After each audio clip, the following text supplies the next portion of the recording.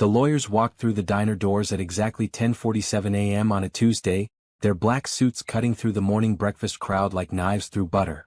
Amara Johnson was carrying a pot of coffee, refilling Mrs. Henderson's cup for the third time, when she noticed them. 3 men in expensive suits, followed by a 4th man in his early 30s wearing a navy blue blazer and an expression that made her stomach drop. Amara Johnson? The tallest lawyer's voice carried across the diner, and conversation stopped mid-sentence. Forks paused over plates of eggs. Coffee cups hung in the air.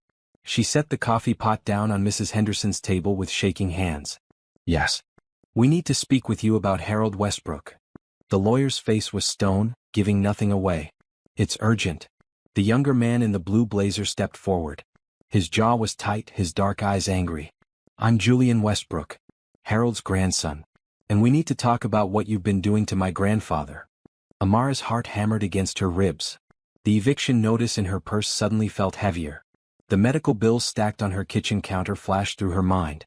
The way Harold had smiled at her yesterday morning, pressing an envelope into her hands, insisting she take it. For Destiny's treatment, he'd said. Please. Let me help. I haven't done anything wrong, she whispered, but her voice barely carried. Her legs felt weak. That's what we're here to determine. Another lawyer opened a briefcase, pulling out a stack of papers. We have documentation showing significant financial transfers from Mr. Westbrook's accounts to yours over the past 6 months. We need to discuss your relationship with our client. The diner had gone completely silent. Amara could feel every eye on her. Her coworker Brenda stood frozen by the kitchen door. Mr. Patterson, the owner, started walking toward them, his face concerned. Harold is my friend, Amara said, her voice stronger now despite the trembling in her hands. He's been coming here for months. I've never asked him for anything. Julian laughed, but there was no humor in it. Right. You just happened to befriend a wealthy, elderly man whose late wife left him a real estate empire worth millions. Convenient. Heat flooded Amara's face.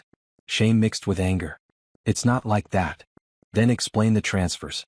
Explain why a waitress is receiving thousands of dollars from my grandfather. Julian's voice rose. Explain why an old man who barely knows you is paying your rent, your daughter's medical bills, and God knows what else. Julian. The oldest lawyer put a hand on the young man's shoulder. Let's handle this properly. But Julian shook him off. No. I want answers. My grandfather is 78 years old. He's vulnerable. And I will not stand by while someone takes advantage of him. Amara's eyes burned with tears, but she wouldn't let them fall. Not here. Not in front of everyone she worked with, everyone in her neighborhood who came to this diner. Harold offered to help me. I didn't ask. I would never. They all say that, Julian cut her off. Every person who preys on the elderly says they didn't ask. That the victim offered. It's textbook elder abuse. The words hit Amara like physical blows. Elder abuse. The room spun slightly. She grabbed the back of a chair to steady herself. This couldn't be happening. Harold was her friend. He'd sat with her on her worst days. He'd listened when she cried about Destiny's diagnosis. He'd held her hand when she showed him the eviction notice last month, tears streaming down her face as she apologized for being emotional. I need you to sit down, the tall lawyer said, gesturing to an empty booth. We have questions and we'd prefer to handle this civilly rather than involving the police at this stage. Police. The word made Amara's knees buckle slightly. She had a 6-year-old daughter at home with her neighbor. Destiny needed her. The medical appointments. The prescriptions. The special diet. If something happened to Amara, if she was arrested, what would happen to Destiny?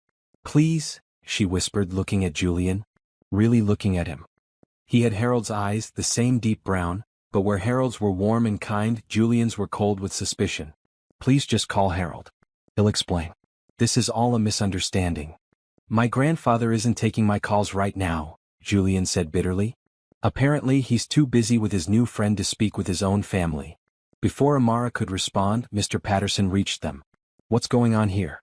Amara, are you all right? Sir, this is a private matter, one of the lawyers said.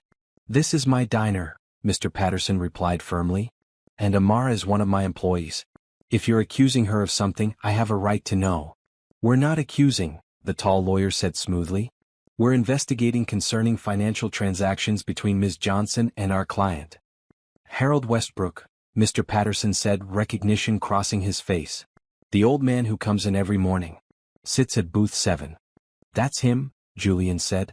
And apparently he's been funding Ms. Johnson's lifestyle for the past 6 months. Lifestyle? Amara's voice cracked. I work 60 hours a week. I take the bus because I can't afford a car. My daughter has a chronic illness that requires constant treatment. Harold offered to help because he's a kind person, not because I manipulated him. We'll see what the evidence shows, the lawyer said, opening his briefcase further. Now if you'll sit down we can begin. Amara looked around the diner. Mrs. Henderson looked concerned. Tommy, the cook, stood in the kitchen doorway with his arms crossed. Brenda had tears in her eyes. These people knew her. They knew she worked hard, that she was honest, that she struggled but never complained. But looking at Julian's face, at the lawyer's professional detachment, Amara realized none of that mattered. To them, she was just another person trying to take advantage of an old man. No matter what she said, they'd already decided she was guilty. The diner door opened again. Everyone turned.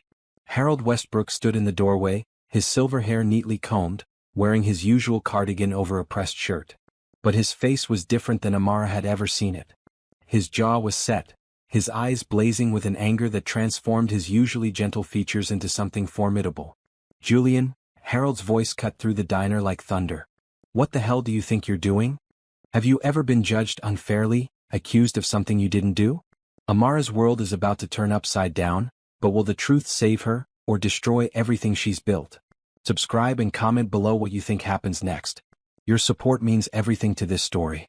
The February morning 6 months earlier had been brutally cold. Amara arrived at the diner at 5:30 a.m., her coat thin against the wind, her fingers numb as she unlocked the side entrance. The early shift paid an extra $1 per hour and she needed every cent. She was setting up the coffee station when Harold first walked in at 8 a.m. He moved slowly, carefully, using a wooden cane. His shoulders were hunched beneath a thick winter coat, and his face had the hollow look of someone who hadn't slept properly in a long time. Good morning, Amara called out, grabbing a menu. Sit anywhere you'd like. He chose booth 7 by the window. Not because of the view, Amara would later learn, but because it was where he used to sit with his wife, Eleanor, every Sunday morning for 43 years. Coffee? Amara asked, pot already in hand. Please. Black. His voice was rough and used. She poured carefully, noting the way his hands shook slightly as he lifted the cup. Take your time with the menu.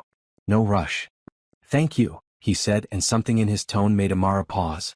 It wasn't just gratitude. It was relief, as if he'd expected something different. Something colder. She left him to study the menu and returned to her other tables.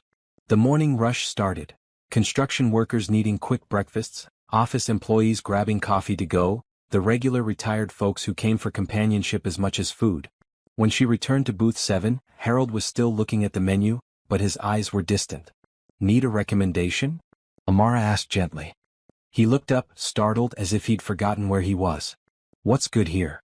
The pancakes are famous. Mr. Patterson makes them from his grandmother's recipe. The omelets are great too. Real cheese, fresh vegetables. And Tommy, our cook, makes the best hash browns in 3 counties. A small smile touched Harold's lips. Your enthusiasm is convincing. I'll have the pancakes and 2 eggs scrambled. Good choice, Amara wrote it down. And I'll keep that coffee coming. She delivered his food 15 minutes later, and he ate slowly, methodically, like someone who'd lost the joy in eating but maintained the routine. When Amara came to refill his coffee, she noticed he'd barely touched the pancakes. Not good? She asked, concerned. No, they're excellent, Harold said quickly. I'm just not as hungry as I thought. Something in his eyes stopped Amara from walking away.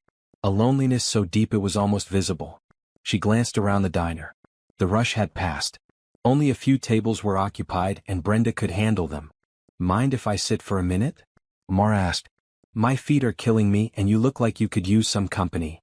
Harold's eyes widened slightly. I don't want to take up your time. You're not. Promise? She slid into the booth across from him. I'm Amara, by the way. Amara Johnson. Harold Westbrook. They sat in comfortable silence for a moment. Amara knew better than to push. Sometimes people needed quiet more than conversation. My wife died 3 months ago, Harold said suddenly, staring at his coffee. Cancer. She fought for 2 years, but in the end. I'm so sorry, Amara said softly. We used to come here every Sunday. This booth. She'd order the waffles, I'd get the eggs Benedict. We'd read the newspaper together, do the crossword puzzle. 43 years of Sundays. His voice broke slightly. I don't know why I came today. Tuesday isn't Sunday. But the house is so quiet. Amara reached across the table and gently placed her hand over his. You came because you needed to. That's reason enough. Harold looked at their hands, then at her face. You're very kind. You deserve kindness, Amara said simply. We all do. Your tables? Harold gestured to the other customers. They're fine. Brenda's got them. Amara smiled. Tell me about your wife. What was her name? Eleanor. Ellie. Harold's face softened. She was a teacher. 3rd grade. She used to say that 8-year-olds were the perfect age because they still believed in magic but could have real conversations. She retired 10 years ago and we were going to travel. See all the places we'd put off. But then she got sick and... You took care of her, Amara finished. I tried. But watching someone you love fade. Harold shook his head. I'm sorry. You don't need to hear this. I asked because I want to hear it, Amara said. Sometimes talking helps. They talked for 20 minutes. Harold told her about Eleanor's love of gardening, her terrible singing voice that she inflicted on him anyway, the way she'd leave notes in his lunch every day even after he retired. Amara listened, really listened, the way she wished someone had listened to her when her husband, Terrence, walked out. When Harold finally left, he insisted on paying for a meal he'd barely eaten and left a $5 tip on a $12 bill. He seems nice, Brenda said, watching him walk slowly to his car through the window. He's lonely, Amara replied quietly. Aren't we all? Brenda said, but not unkindly. That evening, Amara returned to her apartment exhausted. The bus ride took 40 minutes, and by the time she climbed the 3 flights to her unit, her feet were screaming. Her neighbor, Mrs. Chen, opened her door as Amara passed. Destiny was good today, Mrs. Chen said in her accented English. We did homework, she ate lunch. But she was coughing more. Worry spiked through Amara's chest. Bad. Not bad, but more than yesterday. You have her medicine? Yes. Thank you so much for watching her, Mrs. Chen. I don't know what I'd do without you. She's a good girl. No trouble. Mrs. Chen smiled. You work too hard, Amara. Bills don't pay themselves, Amara said, trying to keep her voice light. Inside the apartment, Destiny was coloring at the small kitchen table, her inhaler within reach. At 6 years old, she looked fragile, her brown skin paler than it should be, dark circles under her eyes that no child should have. Mama? Destiny looked up, her face brightening. She wore a red sweater that Amara had found at the thrift store, bright and cheerful. Hey, baby girl. Amara kissed the top of her daughter's head. How are you feeling? Okay. Mrs. Chen made me soup. That was nice of her. Amara looked at the drawing. A house with flowers and a big sun. This is beautiful. It's us, Destiny explained. You and me in our house when I'm better. Amara's throat tightened. You will be better, sweetheart. The doctors are helping. But the medical bills told a different story. They sat in a folder on top of the refrigerator, growing thicker each month. The treatments Destiny needed weren't fully covered by Amara's basic insurance. The specialist, the test, the medications. It was drowning them. That night, after Destiny fell asleep, Amara sat at the kitchen table with her calculator and bills. Rent, $950. Electric, $87. Utilities, $65. Phone, $45. Groceries, $200 if she stretched. Destiny's medications, $150 for the copays. The medical debt that went to collections last month, $2,400. Her paycheck, $1,800 for a good month with tips. The math didn't work. It never worked. She thought about Terrence, her ex-husband, who'd left 6 months after Destiny's diagnosis. I can't handle this, he'd said. It's too much. She's sick all the time and you're always stressed and I just can't. He sent $50 a month when he remembered. Sometimes 2 months would pass with nothing. Amara put her head in her hands. She was so tired. So tired of fighting. Of working. Of pretending everything was fine when it wasn't. But giving up wasn't an option. Destiny needed her. She went to bed at midnight and woke at 5 a.m. to do it all again. Harold came back the next day. And the day after that. Always booth 7. Always at 8 a.m. By the end of the week, Amara knew his order by heart. Pancakes, 2 scrambled eggs, black coffee, orange juice on Thursdays. He started staying longer, reading the newspaper, occasionally doing the crossword puzzle. Amara would sit with him during slow periods and their conversations grew deeper. She told him about Destiny, though not about the bills. She never mentioned the struggles. That wasn't why she talked to him. She talked to him because he listened, because beneath his grief was a sharp mind and a kind heart, because he made her laugh with stories about Eleanor's attempts to teach him to dance.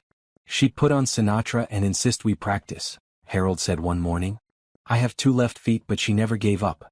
Even near the end, when she could barely stand, she'd make me hold her and sway to the music. That's beautiful, Amara said. I miss dancing, Harold admitted. Isn't that strange? I was terrible at it, but I miss it anyway. It's not the dancing you miss, Amara said gently. It's her. Yes, Harold agreed. Always her. By the end of February, Harold's face had changed. The hollow look had faded. He smiled more. He started ordering full breakfasts and actually finishing them. One day he brought Amara a book. I was cleaning out Eleanor's things, he explained. She loved children's books. This was one of her favorites. I thought your daughter might enjoy it. The book was The Secret Garden, beautifully illustrated, clearly expensive. Amara's first instinct was to refuse. But looking at Harold's hopeful face, she remembered the story's principle: accept with gratitude. Thank you, she said, emotion thick in her voice. Destiny will love this. Good, Harold said, looking pleased. Ellie would have wanted it to go to a child who'd appreciate it. Amara took the book home that night and Destiny's eyes went wide. It's so pretty, Mama. A friend gave it to me, Amara said. For you. They read it together, Destiny curled against Amara's side, and for that hour the bills and the sickness and the fear all faded. There was just a mother and daughter, lost in a story about a girl who found healing in a garden. That night Amara thought about Harold and felt grateful. Not for the gift itself, but for the reminder that kindness still existed in the world. She had no idea how much that friendship would come to mean, or how much it would cost them both before everything was over. March brought warmer weather and with it a routine solidified. Harold arrived at 8 a.m. every morning without fail. Rain, shine, or the one morning when snow came late and made the roads treacherous. He was there in booth 7 waiting for his coffee. You didn't have to come in this weather, Amara said that snowy morning, concerned. The roads are terrible. I have nowhere else to be, Harold said simply. And I look forward to my breakfast here. Just breakfast. Amara teased gently. And the company, Harold admitted with a small smile. Their friendship deepened naturally. Harold told Amara about his work history, how he'd started with one rental property 40 years ago and built it slowly into a real estate portfolio. Nothing fancy, he insisted. Small apartment buildings, a few commercial properties. Eleanor and I were careful with money. Saved more than we spent. Amara told him about her childhood in North Carolina, growing up with her grandmother after her mother died young. About meeting Terrence in college, how charming he'd been, how everything fell apart when things got difficult. Some people run from hard times, Harold observed. Says more about them than you. I keep telling myself that, Amara said. But some days it's hard not to wonder what I did wrong. You chose wrong. That's all. Doesn't make you wrong. Harold squeezed her hand across the table. You're doing an incredible job with your daughter. Anyone can see that. These conversations happened in stolen moments. 10 minutes here while the diner was quiet. 5 minutes there while Brenda covered her tables. Amara never neglected her work, but she prioritized Harold's well-being too. She noticed when he looked tired. When he seemed sad. When he needed to talk or needed quiet. Other regulars noticed too. Mrs. Henderson, who came in every Wednesday for the lunch special, commented on it. That old man really looks forward to seeing you. He's lonely, Amara explained. His wife died. He doesn't have much family. Well, you're good for him. He smiles now. When he first started coming, he looked like death warmed over. Amara also noticed things about Harold. The way his clothes, though clean and neat, were starting to look worn.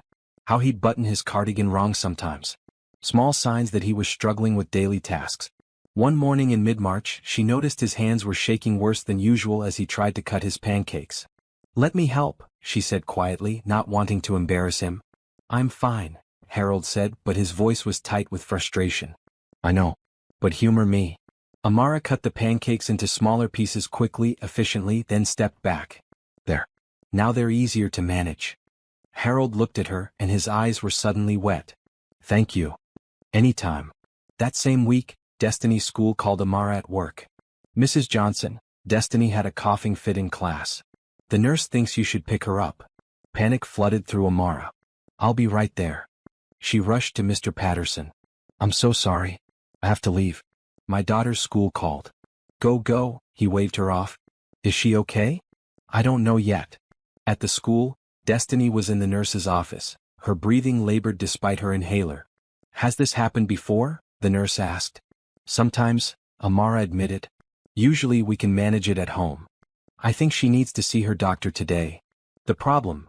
Destiny's specialist appointment wasn't until next week, and urgent care visits cost $200 up front.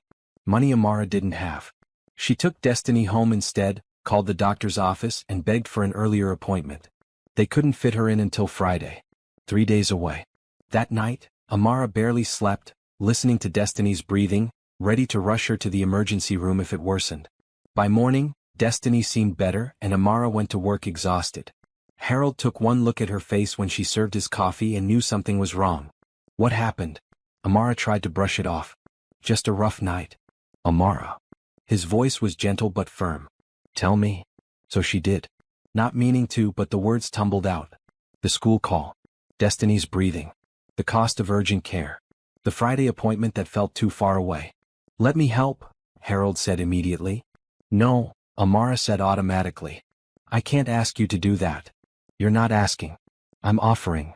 Harold pulled out his wallet. How much do you need for urgent care? Harold, no. That's not why I told you. I just needed someone to listen. I know, but I'm still offering. Please, let me do this. Amara felt tears pressing at her eyes. I can't take your money. It's not taking if I'm giving freely. Amara, I have more money than I know what to do with. Eleanor and I never had children. No grandchildren to spoil. The money just sits there. Let me use it for something meaningful. For someone I care about. His words were so sincere, so earnest, that Amara felt her resistance crumbling. She thought about Destiny struggling to breathe. About waiting 3 more days while her daughter suffered. $200, she whispered. For the urgent care visit. Harold pulled out $300 bills. Take it. All of it. For the visit and medications. I can't. You can. And you will. Because your daughter needs it and I'm offering it freely. Harold pressed the bills into her hand. Please. It would make me happy to know I helped. Amara looked at the money in her hand, then at Harold's face. She saw genuine concern there. Genuine caring. And she remembered the story's principle. When offers are made, accept them with gratitude. Thank you, she said, her voice thick with emotion. Thank you so much. You have no idea what this means. I think I do, Harold said softly. Now go. Take your daughter to urgent care. Don't wait until Friday. Amara did. That afternoon, she took Destiny to the clinic, and the doctor prescribed a stronger inhaler and a course of antibiotics for a respiratory infection that had been developing. You did right bringing her in, the doctor said. This could have gotten worse. That night, tucked into bed with her new inhaler close by, Destiny looked up at Amara. I feel better, Mama. Good baby. That's good. Was it expensive? Don't worry about that. But I heard you on the phone. You were worried about money. Amara stroked her daughter's hair. A friend helped us. A very kind friend. Like an angel? Yes, Amara smiled. Just like an angel. The next morning, Amara came to work early and baked Harold a batch of cookies. Nothing fancy, just chocolate chip from a box mix but made with care. She presented them to him with his coffee. What's this? Harold asked, surprised. Thank you, cookies. I can't repay you with money, but I can bake. Harold bit into one and smiled. These are delicious. Better than Eleanor's, but don't tell her I said that. Your secret is safe with me. How's Destiny? Much better. The medication is working. You saved us, Harold. Really saved us. You would have figured it out, Harold said. You always do. I just made it a little easier. But it wasn't a little easier. It was everything. And Harold continued to help in small ways. A children's book here. A scarf there when he noticed Amara's was threadbare. The toy for Destiny. Small kindnesses that added up to something huge. Other diner staff noticed.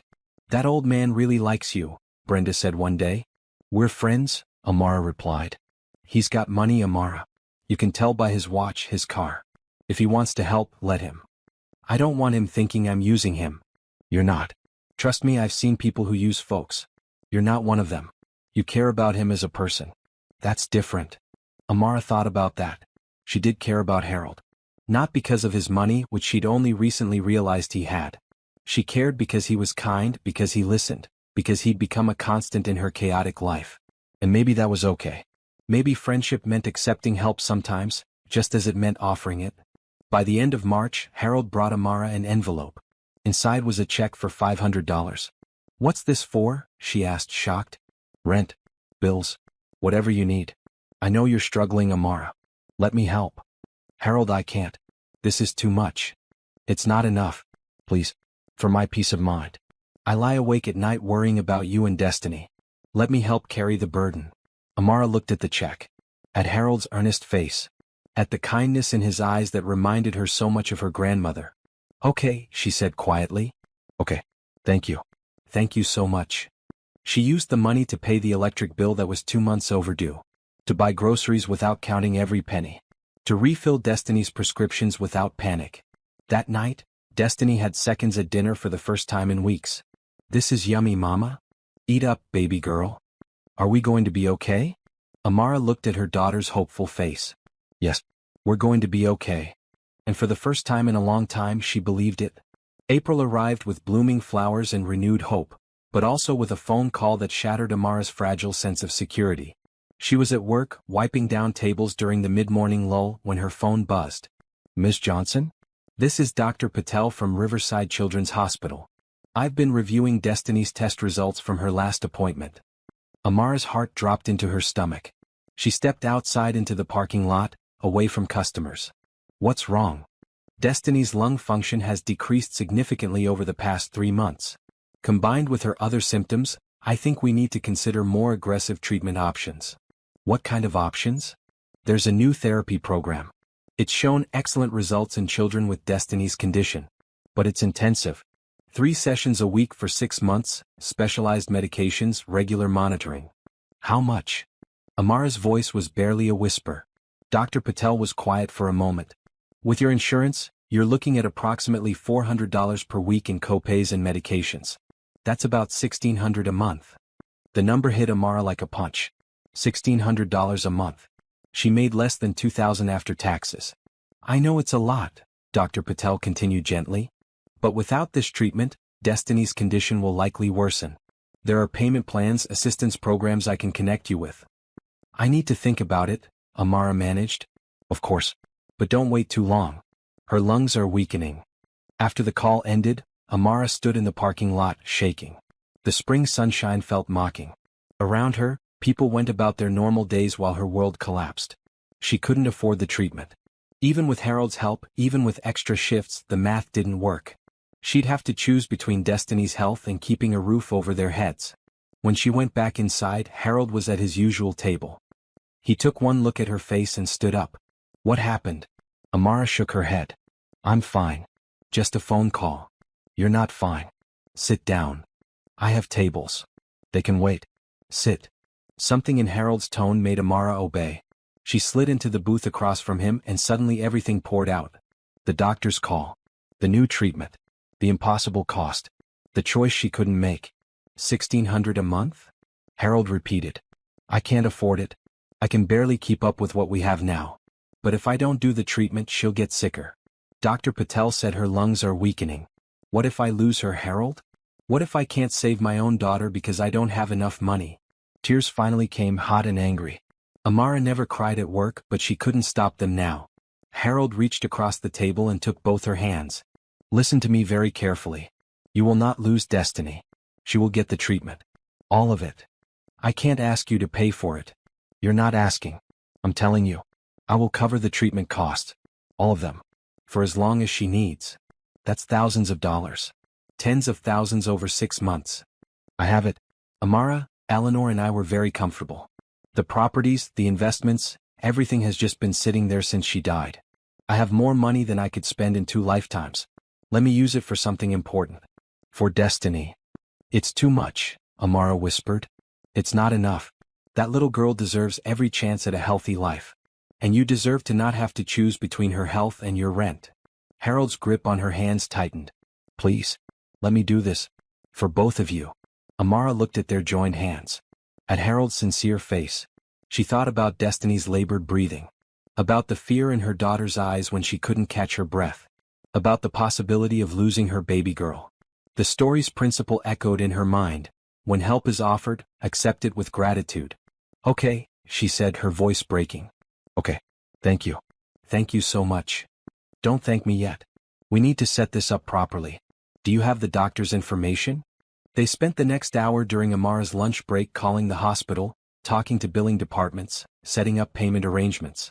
Harold gave the hospital his credit card information directly, establishing himself as a guarantor for all of Destiny's treatment costs. We'll bill you monthly, the hospital administrator said. Is that acceptable? Perfectly acceptable, Harold replied. Whatever she needs. No limits. When they finished, Amara felt dizzy with relief and disbelief. I don't know how to repay you. Be my friend, Harold said simply. Keep sitting with an old man during your breaks. Keep making me laugh. Keep treating me like a person instead of a bank account. That's payment enough. You're so much more than a bank account. I know. Because you see me that way. Most people in my life only ever saw the money, the properties, the potential inheritance. Even my own grandson barely calls unless he needs something. This was the first time Harold had expressed bitterness about Julian. You have a grandson? Julian. He's 32. Smart, driven, works in finance in the city. But after Eleanor died he called once a month, maybe. Always rushing off the phone. Too busy for an old man. Harold's voice was sad. I don't blame him. Young people have their own lives. But it's lonely. Have you told him how you feel? What's the point? He'd just feel guilty, visit out of obligation.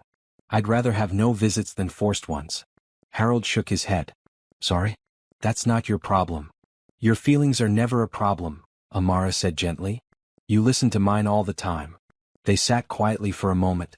Then Harold smiled. Tell me about Destiny. What is she like? Besides books. She loves drawing. Colors. She wants to be an artist when she grows up. She draws these elaborate pictures of gardens and houses and families. Always bright colors. Always happy scenes. Eleanor would have loved her.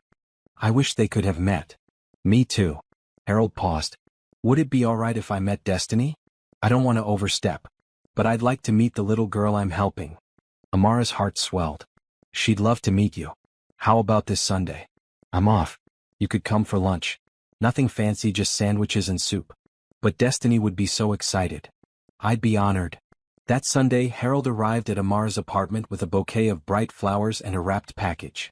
The apartment was tiny, the furniture secondhand, but Amara had cleaned until everything shone. Destiny answered the door wearing a green dress Amara had bought at a thrift store, carefully ironed. Her eyes went wide at the sight of Harold. Are you Mama's friend? The one who got me the book. I am, Harold said, bending down to her level. You must be Destiny. Your mama has told me wonderful things about you. I'm 6. I like to draw and read and I'm going to be an artist. The words tumbled out in typical 6-year-old fashion.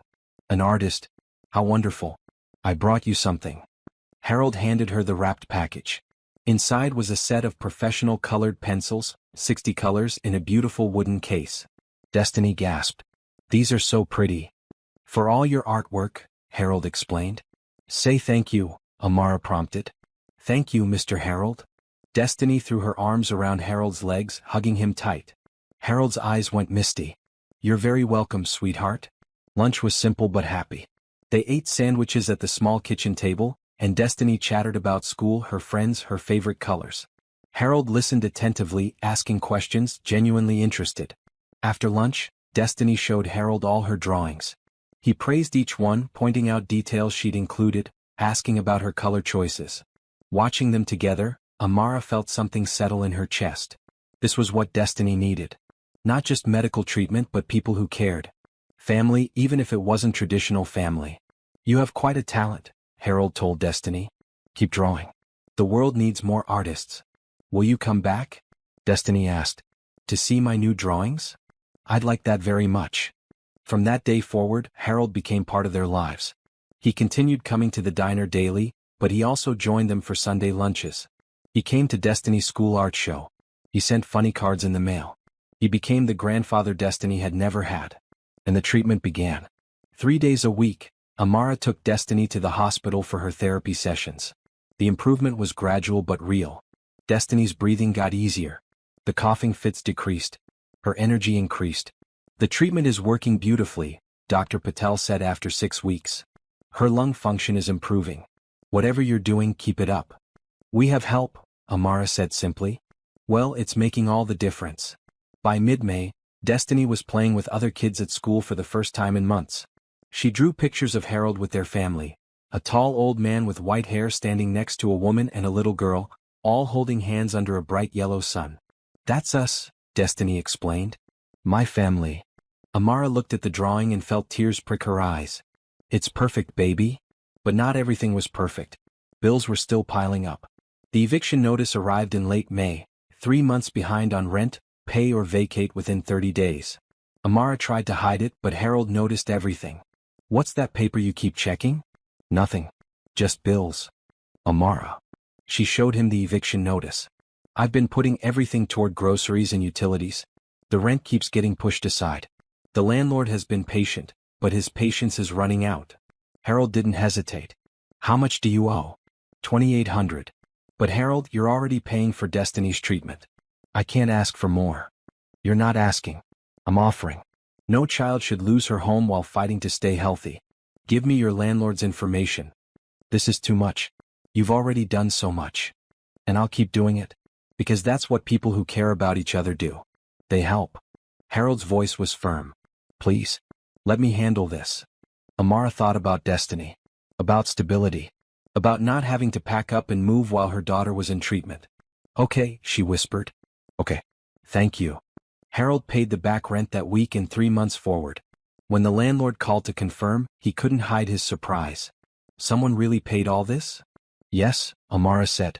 You've got a good friend. I do. The best. That night she called Harold. The landlord confirmed payment.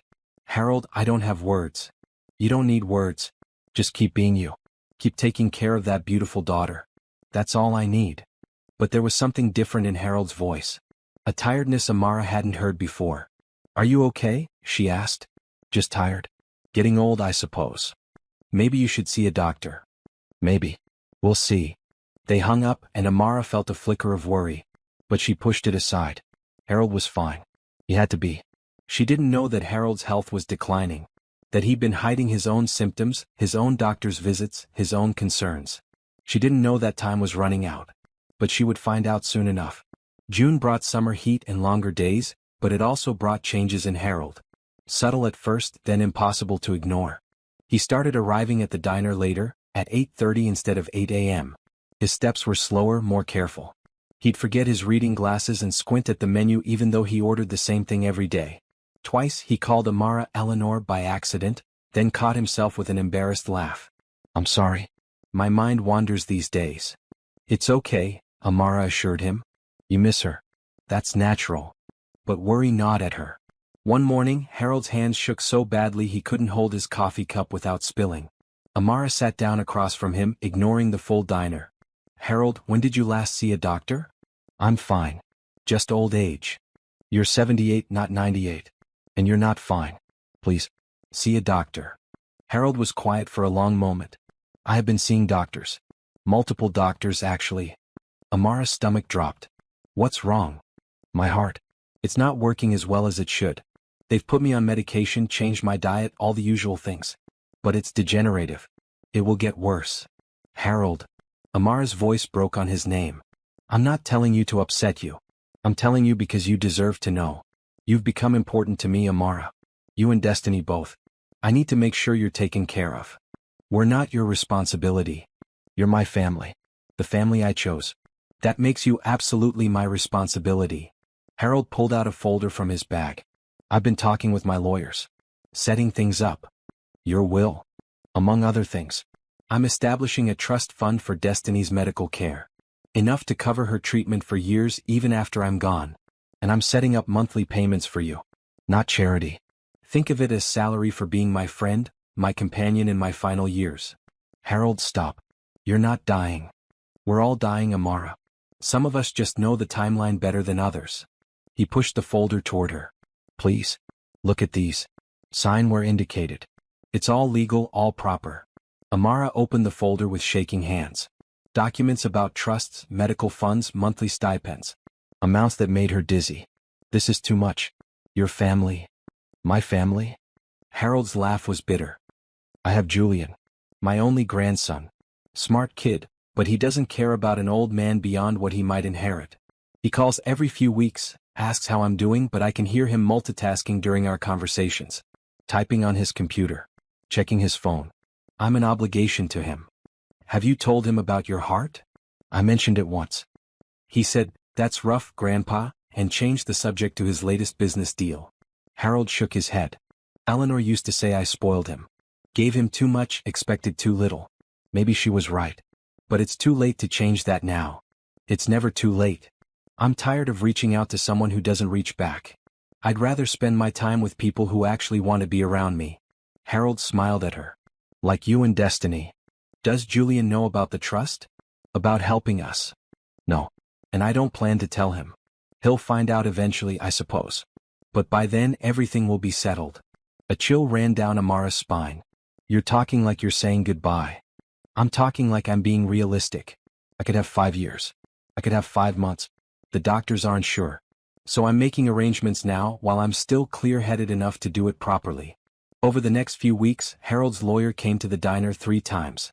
Amara signed papers, felt guilty about it, but remembered Harold's words. This was what he wanted. What made him happy. You're giving that girl security, Harold said. Purpose. A reason to use my money for good instead of letting it sit in banks making other bankers rich. You could leave it to charity. I am leaving some to charity. Eleanor's favorite causes. But the bulk is going to people I care about. Destiny. A few others who were kind to us over the years. Julian will be angry. Julian will be fine. He has his own career, his own money. He doesn't need mine. But you do. Destiny does. And I want to give it to you. The summer progressed. Destiny's health continued improving. She was running now, playing, no longer the fragile child who couldn't catch her breath. Dr. Patel was amazed. Her lung function is almost normal. Whatever treatment protocol we're using, it's working better than I hoped. She's a fighter, Amara said. She has a good support system. That matters more than people realize. Harold continued his daily visits, but his appearances grew more sporadic. Some days he was sharp as ever. Other days he seemed confused, distant. He'd asked the same question twice. Forget what he'd ordered. One morning in late June he didn't come at all. Amara called his cell phone. No answer. She called his home number. No answer. Panic rising, she asked Mr. Patterson if she could leave early. It's an emergency. My friend, the old man who comes in every morning, he's not here and he's not answering. Go, Mr. Patterson said immediately. Take care of it. Amara had Harold's address from the legal documents. She took the bus across town to an upscale neighborhood she'd never visited. The houses were large, set back from the street, surrounded by perfect lawns. Harold's house was a 2-story colonial, painted pale yellow with white shutters.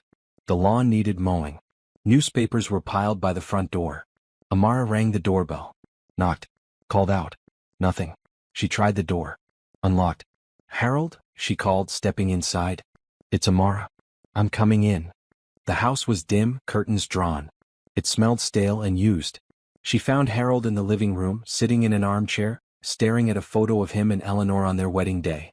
Harold? She rushed to him. Are you okay? He looked up slowly as if coming from far away. Amara? What are you doing here? You didn't come to the diner. I was worried. What day is it? Thursday. June 28th. Thursday, Harold repeated, confused. I thought it was Tuesday. Amara knelt in front of him. Harold, have you eaten today? He looked around vaguely. I'm not sure. Taken your medication? I don't remember. This was worse than she'd thought. I'm calling your doctor. No. I'm fine. Just tired. You're not fine. You forgot what day it is. You haven't eaten. You're not taking your medication. Amara pulled out her phone. I'm calling. And you're not arguing. Harold was too weak to argue. Amara called his doctor's office, explained the situation, and they advised taking him to the emergency room. I'll call an ambulance, Amara said. No ambulance. Too expensive. Harold, your heart. Then drive me. But no ambulance. Amara called a taxi. Couldn't afford it, but this was an emergency. At the hospital, Harold was admitted immediately. Tests showed his heart was functioning at 40% capacity. His medications needed adjusting. He was dehydrated and malnourished. He hasn't been taking care of himself, the doctor told Amara in the hallway. Does he live alone? Yes. He shouldn't. At this stage he needs monitoring. Either family or a care facility.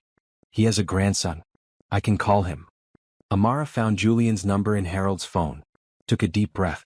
Dialed. Grandpa. Julian's voice was distracted. Is everything okay? This isn't your grandfather. I'm Amara Johnson. I'm a friend of Harold's. He's in the hospital. Silence. Then, what happened? His heart. He forgot to take his medication. He's going to be okay, but the doctors say he shouldn't be living alone anymore. Which hospital?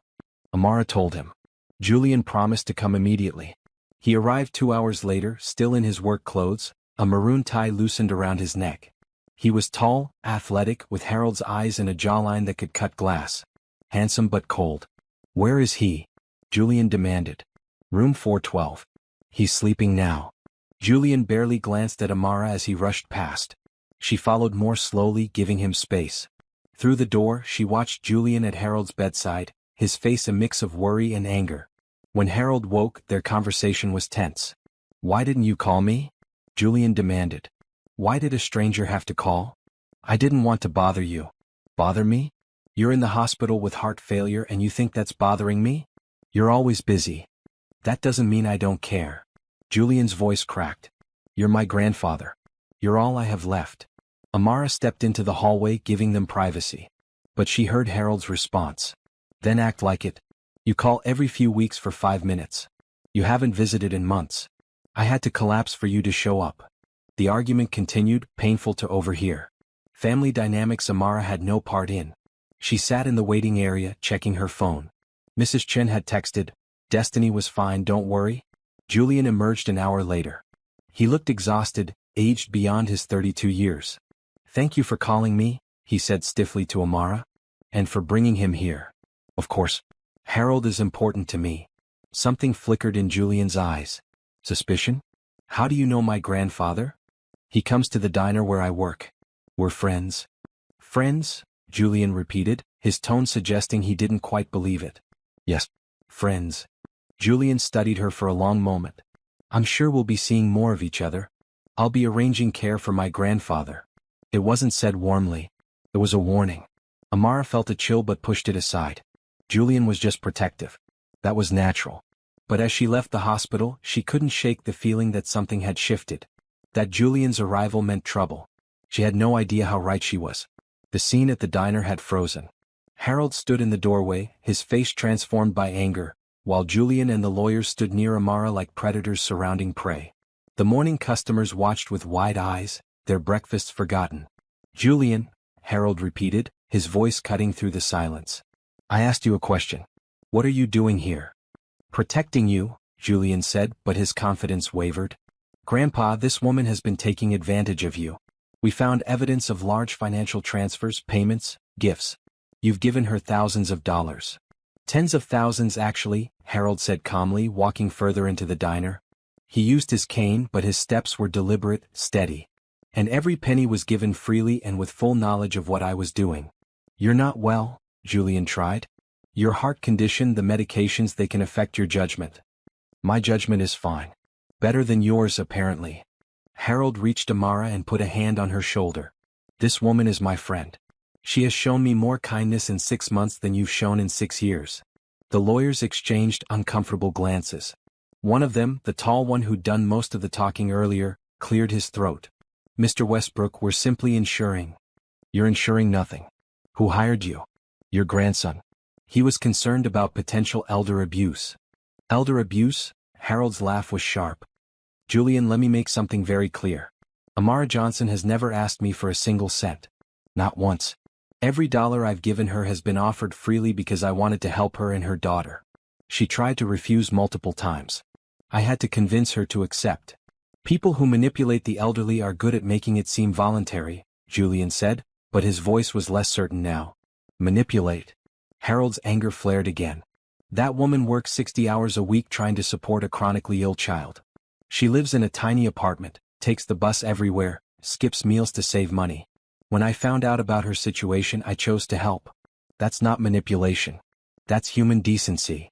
Amara stood silently, tears running down her face. She wanted to speak, to defend herself, but the words wouldn't come. Mr. Patterson stepped forward. I can vouch for Amara. She's worked here for 3 years. Honest, hardworking, never caused a single problem. Harold started coming in as a customer months ago.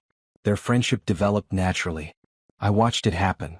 Several customers voiced agreement. Mrs. Henderson stood up. That girl is an angel. I've watched her help Harold, listen to his stories about his wife, sit with him when he was lonely. There's nothing sinister here, young man. Just kindness. Julian looked around at the sea of defensive faces. His certainty cracked. But the money is mine to give as I see fit, Harold finished. And I see fit to help someone who treated me with dignity and compassion when I needed it most. After your grandmother died, I was drowning. Amara threw me a lifeline. She gave me a reason to get up in the morning, someone to talk to, someone who actually listened. Do you have any idea how lonely I've been? Grandpa, You call every few weeks. 5-minute conversations where you're clearly doing something else. When I told you about my heart condition, you said, "That's rough," and started talking about your job.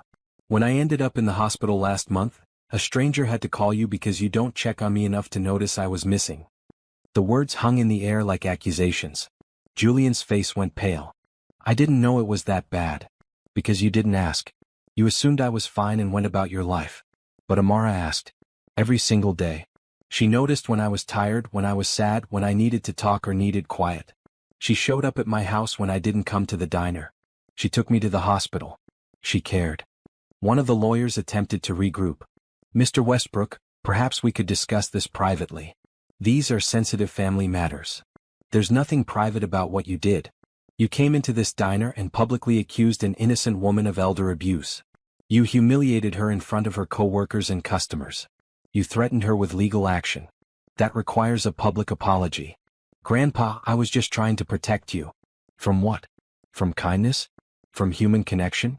From someone who actually gives a damn whether I live or die. Harold's voice broke slightly. Julian, I love you. You're my grandson. But you haven't been present in my life. And when someone else stepped in to fill that void, you accused her of crimes. Amara finally found her voice. Harold, it's okay. Julian was scared. I understand. It's not okay, Harold said firmly. And you're too kind. That's part of why I care about you. But this needs to be said. He turned back to Julian. I'm setting up trusts for Amara and her daughter. Medical funds, living expenses, education money.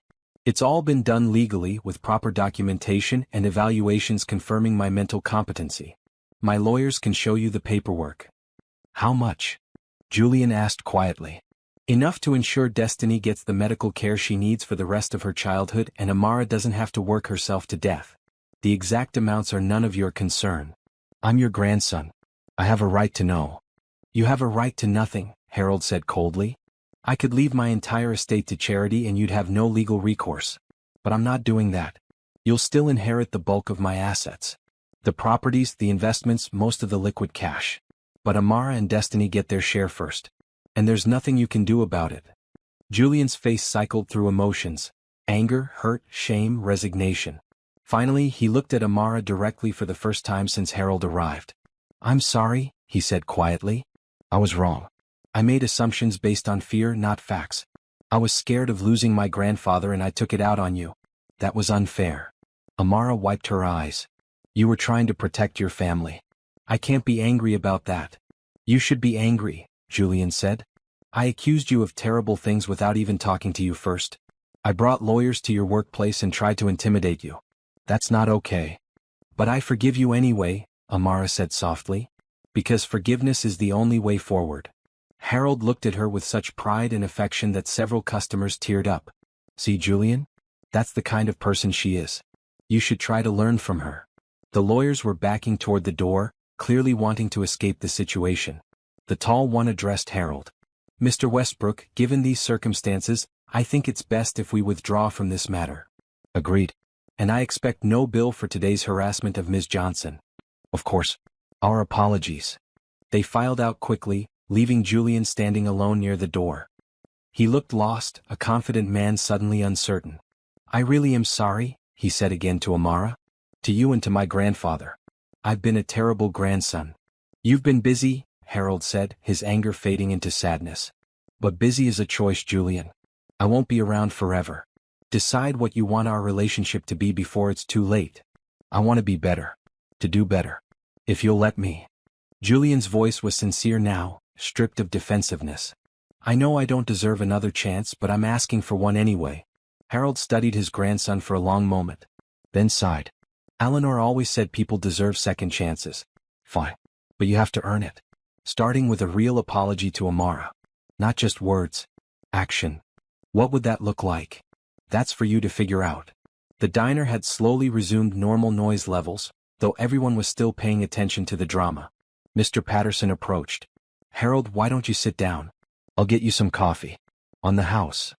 Thank you, James. Harold let Mr. Patterson guide him to booth 7. Amara automatically reached for a coffee pot. Julian hesitated, then followed. May I sit? Harold gestured to the opposite seat. Julian slid in, looking uncomfortable. Amara poured coffee for both of them, her hands still shaking slightly. I'll give you two some privacy. Stay, Harold said. Please. You're part of this conversation. She sat next to Harold, feeling awkward. This was family business. But Harold wanted her there, so she stayed. Tell me about Destiny, Julian said to Amara. Her illness. What she's dealing with. It was an olive branch. Amara took it. She was diagnosed with chronic pulmonary issues when she was 4. It got worse over time. Breathing problems, constant infections, limited energy. We've been fighting it for 2 years with basic treatments, but it wasn't enough. And now? Now she's on an advanced treatment protocol. It's working. She's healthier than she's been in years. She plays with other kids. She runs. She's starting to live a normal childhood. Because my grandfather is paying for it. Yes. The treatment costs $1,600 a month. I couldn't afford it. Harold offered to help. I tried to refuse, but he insisted. And it's saving her life. Julian absorbed this. How old is Destiny? 6. And her father? Gone. He left when she was diagnosed. Couldn't handle it. Julian's jaw tightened. That's terrible. You've been doing this alone? I have help now. Harold. My neighbor who watches Destiny while I work. The doctors. People have been kind. More than I was today. Today was a misunderstanding. Today was me being an ass, Julian corrected. Call it what it is. Harold sipped his coffee. At least you can admit it. That's growth. The three of them sat in uncomfortable silence. Finally, Julian spoke again. I want to see Destiny. Meet her. If that's okay with you, Amara. I promise I'm not trying to investigate or anything. I just want to understand who my grandfather has been helping. Amara looked at Harold, who nodded encouragingly. Okay. You can come to Sunday lunch. We have it every week. Harold comes. It's nothing fancy, just sandwiches, but you're welcome. I'd like that. Thank you. And Julian, Harold added. You should know Amara's apartment building is older, not in the best neighborhood. Don't judge. She works with what she has. I won't judge, Julian promised. I've learned my lesson about making assumptions. They talked for another 20 minutes. Julian asked about Harold's health, his medications, his doctor appointments.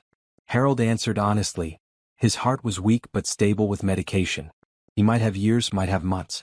No one knew. I should have been checking on you more, Julian said, pain in his voice.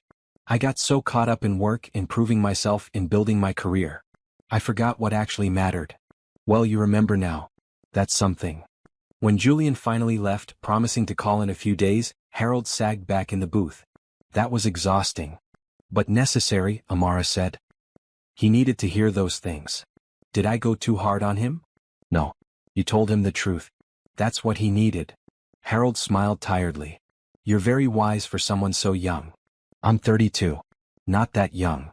To someone 78, everyone is young. He squeezed her hand. Thank you for being gracious with Julian. He didn't deserve it, but you gave it anyway. Kindness should always lead, Amara said. Even when it's hard. The rest of the day passed in a blur.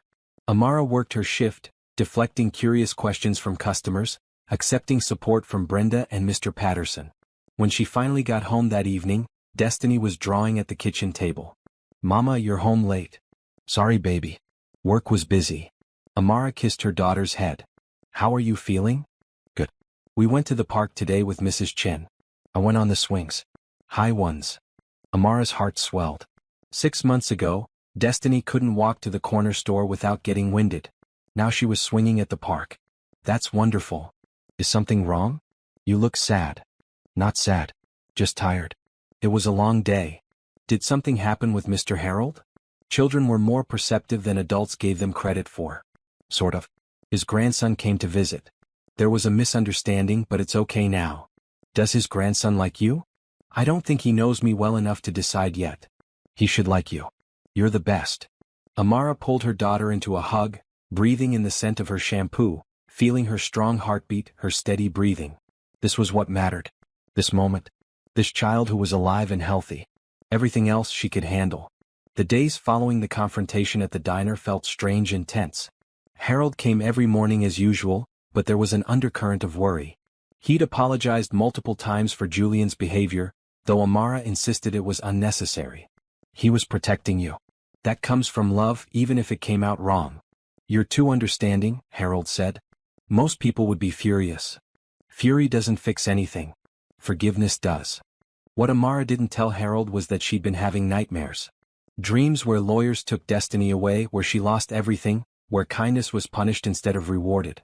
She'd wake in the middle of the night, sweating, checking to make sure Destiny was still sleeping peacefully in the next room. On Thursday, 3 days after the incident, Julian returned to the diner. It was 2 p.m. between the lunch and dinner rushes. Amara was wiping down tables when he walked in, carrying a large folder and wearing a blue shirt instead of his usual suit. "Hi," he said awkwardly. "Is now a bad time?" "No, it's fine. What can I get you?" "Coffee maybe? And a few minutes to talk if you can spare them." Amara poured him coffee and sat across from him in a booth. Up close, without anger clouding his features, Julian looked more like Harold. The same kind eyes, the same gentle curve to his mouth. "I've been doing research," Julian started. "About you. I hope that's not creepy, but I needed to understand who my grandfather has been helping." Amara stiffened. "Research? Nothing invasive. Just public records, asking around. I talked to your neighbors, some people who come to this diner, your daughter's doctor." He held up a hand. "I know how that sounds, but hear me out. I needed to know if I was wrong, and I was completely wrong." He opened the folder and pulled out several papers. "I talked to Mrs. Chen, your neighbor. She told me about the times you've helped her, translating documents when her English wasn't enough, driving her to appointments even though you don't have a car, just borrowing one from friends. She said you're the kindest person she knows." Amara didn't know what to say. Julian continued. "I talked to Mr. Patterson. He showed me your employment records. 3 years, never missed a shift unless Destiny was in the hospital. Always on time. Always professional. He said you once gave a homeless veteran your last $20 for a meal. He needed it more than I did. See, that's exactly what everyone said you'd say. I talked to Tommy, the cook. He said you tutor his daughter in math for free every Tuesday evening after your shift. I talked to Brenda, your coworker. She said when her car broke down last winter, you organized a collection among the staff and customers to help her with repairs. You donated the most even though you make the least." Amara felt tears prickling. "Why are you telling me this?" "Because I was wrong about you. Completely, totally wrong. You're not someone taking advantage of my grandfather. You're someone who gives to everyone even when you have nothing to give. And somehow, my grandfather recognized that and wanted to help you for once instead of you helping everyone else." He pulled out more papers. "I also talked to Dr. Patel. With your permission, which he got from you this morning." Amara remembered the call. Dr. Patel had asked if he could speak with Harold's grandson about Destiny's case. She'd agreed, not knowing why. "He told me about Destiny's condition. How severe it was. How the new treatment has been like a miracle. He said without it, Destiny would likely have needed a lung transplant within 2 years. The treatment your daughter is receiving costs nearly $20,000 per 6-month cycle. My grandfather is paying all of it." "I know how much it costs," Amara said quietly. "Do you know what it means? My grandfather is literally saving your daughter's life. And you tried to refuse his help. Multiple times according to him. That's not the behavior of someone trying to take advantage." Julian leaned forward, his eyes serious. "I came here today to apologize. Really apologize. Not just with words but with understanding. I understand now why my grandfather cares about you. You're a genuinely good person in a world that doesn't have enough of them. And instead of celebrating that he found you, I attacked you. I'm ashamed of myself." Amara wiped her eyes. "You were scared. I understand fear. Fear isn't an excuse for cruelty. I was cruel to you. I made accusations without evidence. I brought lawyers to intimidate you. That's not okay, no matter what I was feeling. But you're here now making it right. That counts for something. Julian smiled slightly. You're incredibly gracious. My grandfather was right about you. He pulled out one more paper. This is the documentation for your trust fund. My grandfather showed me everything. The amounts, the structure, the legal protections. It's all legitimate, all properly done. You're set up to receive monthly payments for the next 10 years, plus a separate medical fund for Destiny that will cover her treatment until she's 18. Amara looked at the numbers and felt dizzy. This is too much. It's not even a fraction of what my grandfather has. He's wealthy, Amara. Very wealthy. These amounts, while life-changing for you, are less than what he makes in interest each month from his investments. He can afford to be generous. But why me? Because you were kind when he was broken. Because you saw him as a person, not a bank account. Because you listened when no one else would. Because you showed him that life still had purpose after my grandmother died. Julian's voice grew thick with emotion. Because you did what I should have been doing, and I'll be grateful to you for that for the rest of my life. They sat in silence for a moment. Then Julian spoke again. The invitation still stands? For Sunday lunch? Yes. Come at noon. Harold will be there. I'd like to bring something. Flowers? Dessert? Destiny loves cookies. Any kind. Cookies it is.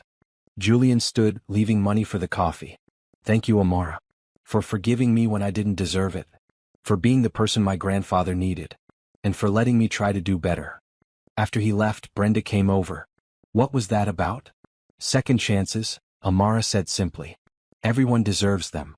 Sunday arrived with beautiful weather. Amara cleaned the apartment twice, nervous about Julian seeing where they lived. The building was old, the paint was chipped, the furniture was secondhand. But it was clean and filled with love, and Destiny's artwork covered every wall. Harold arrived first at 11:45, punctual as always. He brought flowers, bright yellow daisies that made Destiny squeal with joy. Mr. Harold, they're so pretty. For a pretty girl and her pretty mama, Harold said, bending down to hug Destiny. Julian arrived at noon exactly, carrying a pink bakery box and looking nervous. He wore jeans and a green polo shirt, casual in a way that suggested he'd thought carefully about not overdressing. Hi, he said when Amara opened the door. I brought cookies like you suggested. The bakery said these are popular with kids. Destiny peeked around Amara's legs, curious. Are you Mr. Harold's grandson? I am. You must be Destiny. Your mom told me you're an artist. I draw lots of things. Want to see? I'd love to. The ice broke immediately. Destiny dragged Julian to the kitchen table where her drawings were spread out. He exclaimed over each one, asking questions about her color choices, her subject matter. Watching them, Amara felt something ease in her chest. Harold caught her eye and nodded approvingly. Lunch was simple. Chicken salad sandwiches, fruit, chips. They ate at the small kitchen table that barely fit 4 people. Conversation flowed more easily than Amara expected. Tell me about your job, Amara said to Julian. I'm a financial analyst. Boring stuff really. I help companies manage their investments, plan their growth strategies. It's not boring, Harold interjected. He's very good at it. Made partner at his firm last year. Youngest person ever to do so. Julian looked embarrassed. Grandpa. What? I'm proud of you. Even if you're a workaholic who forgets to call his grandfather. I'm working on that, Julian said. I've blocked out Sunday afternoons. No work. Just family time. I'll believe it when I see it. After lunch, Destiny showed Julian her colored pencil set. Mr. Harold gave me these. They have 60 colors. 60? That's amazing. What's your favorite color to use? Purple. I'm drawing a purple garden. She pulled out her current project, an elaborate drawing of flowers and trees and butterflies, all in shades of purple. This is really good, Julian said sincerely. You have talent. Mama says if I practice I can be a real artist someday. Your mama is right. Watching Julian with Destiny, seeing his genuine interest and kindness, Amara felt her lingering worry dissolve. This was Harold's grandson. Family. And maybe, slowly, he could become part of their extended family too. As the afternoon wore on, Harold grew tired. I should head home. Rest a bit. I'll drive you, Julian offered immediately. My car is right outside. I can manage. Grandpa, let me help. Please. Harold looked at his grandson, really looked at him, and nodded. Okay. Thank you. After they left, Destiny helped Amara clean up. I like Mr. Julian. He seems nice. Do you think he'll come back? I hope so, baby. That night, after Destiny was asleep, Amara's phone rang. It was Julian. I just wanted to thank you again for today. Destiny is wonderful. You're doing an amazing job raising her. Thank you. That means a lot. And I wanted you to know I'm going to be around more. For my grandfather, yes, but also to help if you need anything. Not because I think you need rescuing, but because that's what family does. And Grandpa considers you family, which means I do too. Amara felt tears rise. We'd like that. Good. I'll see you next Sunday. And Amara? Thank you for giving me a second chance. Not everyone would. Everyone deserves a chance to do better. After hanging up, Amara sat in the quiet apartment, thinking about how life could change so quickly. How fear could transform into understanding, how anger could become friendship, how strangers could become family. She thought about Harold's kindness that started everything. About Julian's willingness to admit he was wrong. About Destiny sleeping peacefully in the next room, her breathing easy and unlabored. Hope, she realized, was a powerful thing. And kindness always led the way forward. The weeks following that Sunday lunch changed everything, though slowly and subtly. Julian kept his promise about blocking off Sunday afternoons. He showed up at Amara's apartment every week, always bringing something. Cookies, fresh fruit, a new book for Destiny. But he also started coming to the diner during the week. Not in a creepy way but casually. He'd stop by for coffee on his way to work, sit at the counter, chat with Amara during her breaks. Gradually she learned more about him. He'd lost his parents in a car accident when he was 12. Harold and Eleanor had raised him. They gave up their retirement travel plans to take care of a grieving, angry teenager, Julian told her one morning over coffee. I never properly thanked them for that. You were a child dealing with trauma, Amara said gently. They understood. Maybe. But when Grandma got sick, I threw myself into work instead of spending time with her. I told myself I was building a future, being practical. Really, I was running from watching another person I loved die. By the time she passed, I'd become an expert at avoiding emotional pain by staying busy. And then Harold was alone. And I kept avoiding. Kept working. Kept telling myself 5-minute phone calls were enough. They weren't. Julian stared into his coffee cup. I almost lost him because of my cowardice. If you hadn't been there, if you hadn't noticed he wasn't taking care of himself, he could have died alone in that house. Amara reached across the counter and squeezed his hand. But he didn't. And you're here now. That's what matters. You're very forgiving. I believe in second chances. And third chances. As many as it takes. Julian smiled, and Amara noticed it reached his eyes this time. He was slowly relaxing around her, becoming less the defensive grandson and more just a person trying to do better. One afternoon, Julian asked if he could visit Destiny's hospital therapy session. I want to understand what she's going through. What my grandfather has been helping with. Amara checked with Destiny first. A man wants to watch your therapy. Mr. Harold's grandson. Is that okay? Will he be sad? Some grown-ups get sad when they see me with the machines. Maybe a little. But I think he needs to see it. Okay. He can come. At the hospital the next Tuesday, Julian sat quietly in the corner while Destiny went through her respiratory therapy. The machines, the breathing exercises, the careful monitoring. It was routine for Destiny, but Julian watched with growing understanding on his face. Afterward, when Destiny was coloring in the waiting room while they talked to the doctors, Julian pulled Amara aside. I had no idea. When my grandfather said he was helping with medical costs, I pictured regular doctor visits, some medications. I didn't understand how intensive this is. 3 times a week for 6 months, Amara confirmed. Then we'll evaluate and see if she needs to continue. And if you hadn't been able to afford it? Her condition would have worsened. Maybe slowly, maybe quickly. We'd have ended up in emergency rooms, dealing with crises, possibly needing surgery or transplants. Dr. Patel said this preventive treatment is saving her from that future. Julian was quiet for a long moment. Then, my grandfather is a hero. He really is. And so are you. Raising her alone, working constantly, never giving up. That's heroic too. Amara felt her cheeks warm. I'm just doing what any mother would do. No, not any mother. A special one. The compliment hung in the air between them, and Amara felt something shift. A new awareness. She pushed it aside. Julian was Harold's grandson. This was complicated enough without adding romantic feelings. But over the following weeks, that awareness grew harder to ignore. The way Julian started lingering at the diner after other customers left. How he'd text her funny articles or pictures he thought she'd enjoy. How he'd started bringing coffee for both of them in the mornings, remembering that she took it with cream and 1 sugar. Brenda noticed. That man is interested in you. He's just being friendly.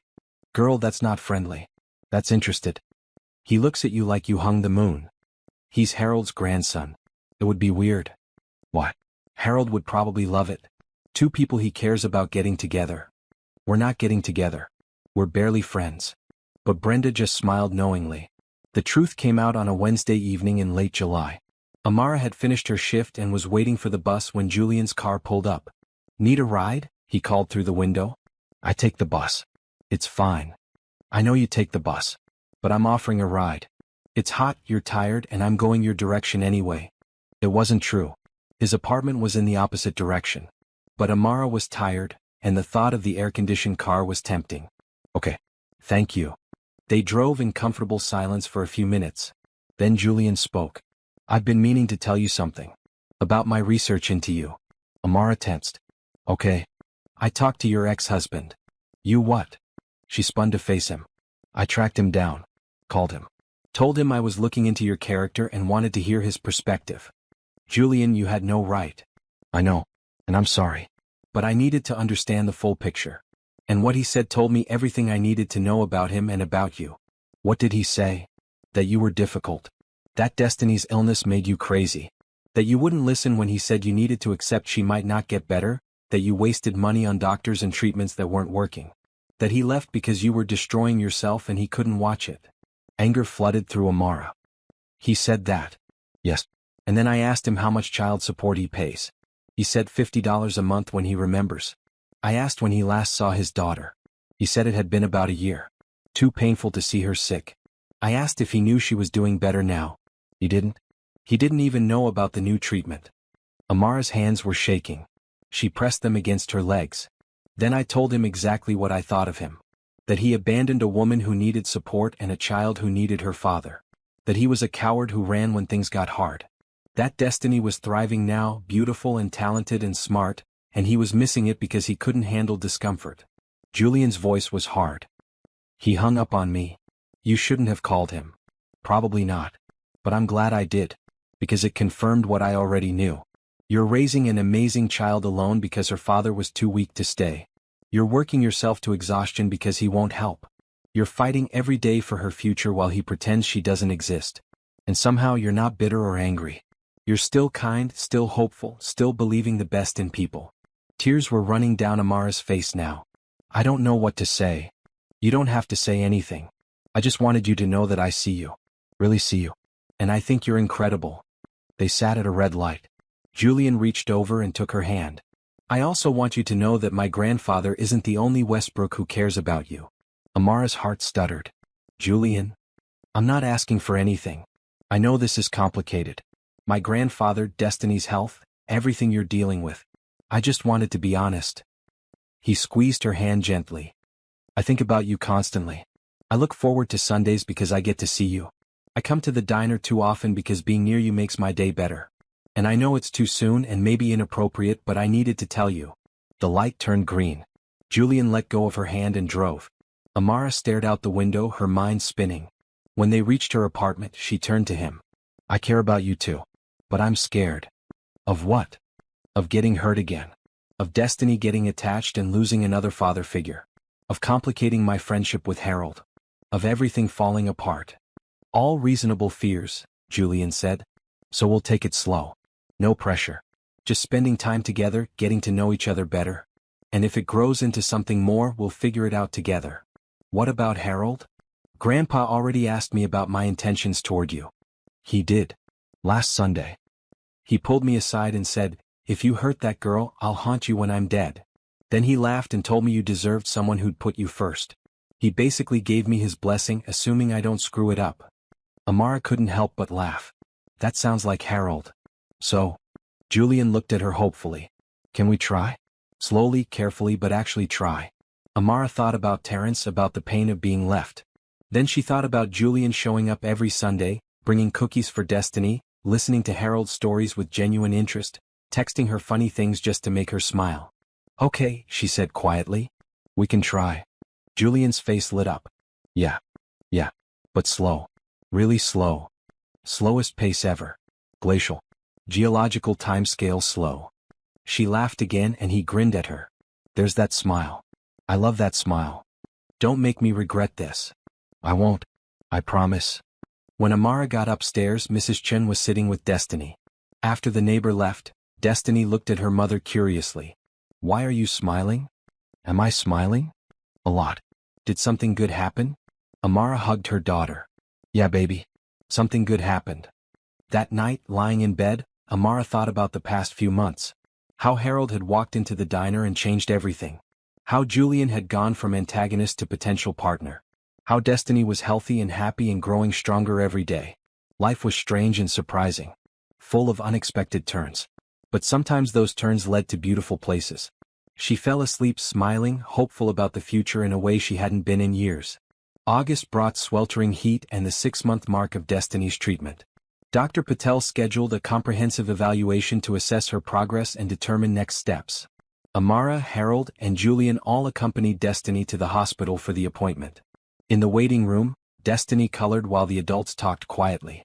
Harold looked friendlier than he had in the spring, his skin papery, his movements careful. But his eyes were bright with interest as Julian described a new investment strategy. You're sounding more like the Julian I used to know, Harold said. Before you became all work and no life. I'm trying to find balance. Better late than never. When Dr. Patel called them in, Destiny skipped ahead, comfortable in the hospital setting after months of regular visits. The doctor pulled up her charts, comparing current lung function tests to those from 6 months ago. This is remarkable, Dr. Patel said. Destiny's lung capacity has improved by 40%. Her oxygen saturation is consistently normal. The chronic inflammation has resolved. This is honestly better than I hoped. So the treatment worked? Amara asked, barely daring to hope. It worked beautifully. Destiny, you're doing amazing. How do you feel? Good. I can run now without getting tired. And I don't cough as much. That's wonderful. Now here's my recommendation. We're going to taper the intensive treatment. Instead of 3 times a week, we'll do once a week for 3 months. Then every other week for 3 months. If she remains stable, we can move to monthly monitoring. She'll stay on maintenance medication, but the hard part is over. Amara felt tears flooding her eyes. She's really better? She's really better. You did it, Destiny. You fought hard and you won. Harold put his arm around Amara's shoulders. Julian squeezed her hand. Destiny looked confused about why everyone was crying. Happy tears, baby, Amara explained. These are very happy tears. After the appointment, they went to Destiny's favorite restaurant to celebrate. It was a family diner chain, nothing fancy, but Destiny loved their pancakes. They ordered a feast: pancakes, burgers, milkshakes, fries. Can I have extra whipped cream? Destiny asked. Today you can have anything you want, Amara said. It's a celebration. While Destiny was distracted by her pancakes, Harold leaned toward Julian. I need to talk to both of you about something. Something serious. They put down their forks, immediately attentive. My heart is getting worse. The doctor wants me to consider some more aggressive interventions. Possibly surgery, though at my age the risks are significant. Grandpa, Julian's voice was tight. Why didn't you tell me? I'm telling you now. I have an appointment with a cardiac specialist next week. I'd like you both there. Amara, you have a way of asking the questions I forget. Julian, you understand the medical terminology better than I do. I need you both. Of course we'll be there, Amara said immediately. Whatever you need. The thing is, Harold continued slowly, I'm not sure I want surgery. I'm 78 years old. I've had a good life. A wonderful wife, a grandson I'm proud of, friends who make me happy. If my heart is going to give out, maybe I should let it. Don't talk like that, Julian said, his voice breaking. I'm being practical. Surgery at my age has maybe a 50% success rate. If it goes wrong, I could end up worse than I am now. Unable to care for myself, trapped in a hospital bed. That's not how I want to spend my final time. But if it goes right, you could have more years, Amara pointed out gently. That's the question, isn't it? Is the risk worth the potential reward? They were quiet, the celebration mood gone. Even Destiny sensed the shift and ate her pancakes silently. Let's hear what the specialist says, Julian finally suggested. Get all the information before deciding anything. Agreed. But I wanted you both to know where I stand. I'm not afraid of dying. I'm only afraid of dying badly. The specialist appointment the following week was sobering. Harold's ejection fraction, the measure of how well his heart pumped blood, had decreased to 35%. Normal was between 50 and 70%. Without intervention, you're looking at a steady decline, the specialist explained. More fatigue, more shortness of breath, eventual organ damage from poor circulation. Quality of life will decrease significantly. And with surgery? Harold asked. We'd implant a ventricular assist device. Essentially, a mechanical pump to help your heart function. It's major surgery, about 6 hours. Recovery is 4 to 6 weeks in the hospital, then extensive rehab. Risks? At your age, there's a 15% chance of death during surgery. Another 10% chance of serious complications that could leave you impaired. Stroke, bleeding, infection. So a 75% chance of success? Roughly, yes. If successful, you could gain years of quality life. Patients with your condition who receive the device typically live 2 to 5 years longer than those who don't. 2 to 5 years. Harold absorbed this. Can I think about it? Take a few weeks. But not too long. Your heart is weakening. The sooner we intervene, the better the outcome. In the parking lot afterward, Julian was openly crying. I can't lose you, Grandpa. Not when we just found each other again. You won't lose me. Whether I have surgery or not, I'll always be with you. Eleanor taught me that. She's been gone over a year, but I still feel her presence every day. That's not the same as having you here. Harold hugged his grandson. I know. But you'll be okay. You have Amara and Destiny now. A new family. You won't be alone. I don't want a new family. I want my grandfather. You can have both. Amara drove Harold home that day. Julian followed in his own car, neither man willing to leave the other alone. At Harold's house, they made tea and sat in the living room where pictures of Eleanor covered every surface. Tell me what you're thinking, Amara said to Harold. Really thinking, not what you think we want to hear. Harold was quiet for a long time. I'm tired. Bone tired. The kind of tired that sleep doesn't fix. I wake up every morning and everything hurts. My chest, my back, my legs. Moving takes effort. Breathing takes effort. I look at that surgery with its 6-hour duration and 6-week recovery, and I'm exhausted just thinking about it. But if it gives you more time, Julian started. More time for what? More pain? More decline? More watching my body fail? More time with us, Amara said softly. More Sunday lunches. More watching Destiny grow up. More stories about Eleanor. More life. Harold looked at her, then at Julian. That's the only thing that makes me consider it. You too, Destiny. Not wanting to leave you. Then don't, Julian pleaded. Have the surgery. Fight for those extra years. Let us take care of you during recovery. Let us help. And if the surgery goes wrong? If I end up in a coma or paralyzed or brain damaged? Then we'll still be there, Amara promised. Whatever happens, you won't be alone. Harold's eyes filled with tears. I don't deserve you too. You're wrong, Julian said. We don't deserve you. You saved Destiny's life.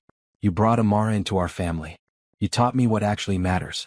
Everything good in my life right now traces back to you.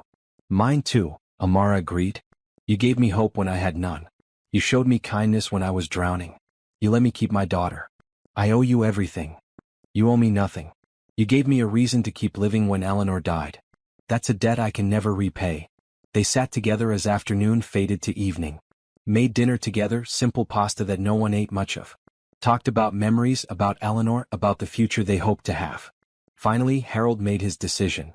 I'll do the surgery. Not for me but for you. Because you asked and because the love I feel for you both makes me want to fight. Even when I'm tired. Even when I'm scared. Love is worth fighting for. Julian grabbed his grandfather in a fierce hug. Thank you. Thank you for fighting. Amara joined the embrace, the three of them standing in Harold's kitchen, holding each other, bound by something deeper than blood. Family by choice.